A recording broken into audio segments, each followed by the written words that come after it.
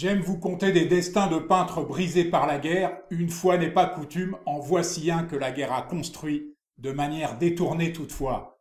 L'histoire est peu connue, mais en 1940, une poignée de musées européens confièrent au musée canadien des toiles promises à la confiscation ou à la destruction par les nazis.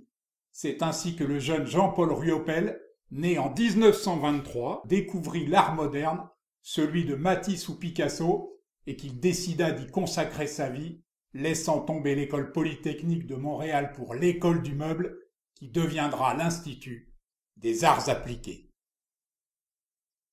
C'est là qu'il fut l'élève de Paul-Émile Borduas, qui y animait un atelier de dessin libre, préconisant une création spontanée, guidée par les seules pulsions de l'inconscient.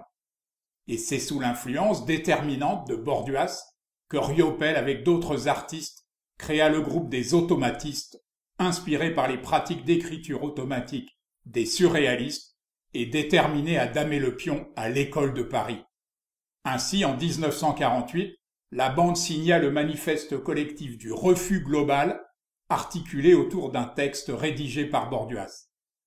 Celui-ci y définissait trois sortes d'automatisme: le mécanique, produit par des moyens strictement physiques, grattage, fumage ou rotation; le psychique, d'où doit être absente toute forme de critique; et enfin le surrationnel, qui exclut toute idée préconçue.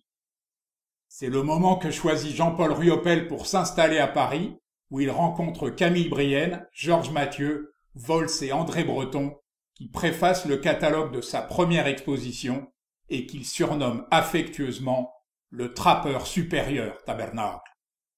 Pourtant, chez les surréalistes, ne l'intéresse vraiment que l'impulsion non contrôlée et surtout non théorisée.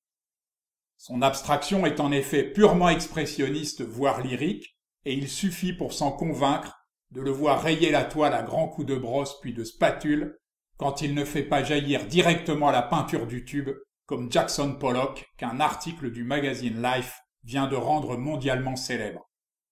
Jamais pourtant Riopelle ne cherche à imiter, toujours à explorer.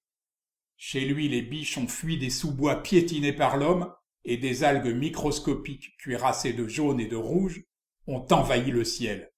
Son sens inné de la couleur lui permet de faire étinceler l'ensemble de quelques jaillissements de tons plus froids, de bleu et surtout de blanc, avec lesquels il compose de sublimes séries, dont une baptisée Autriche, qui rappelle pourtant davantage les paysages enneigés de son pays natal.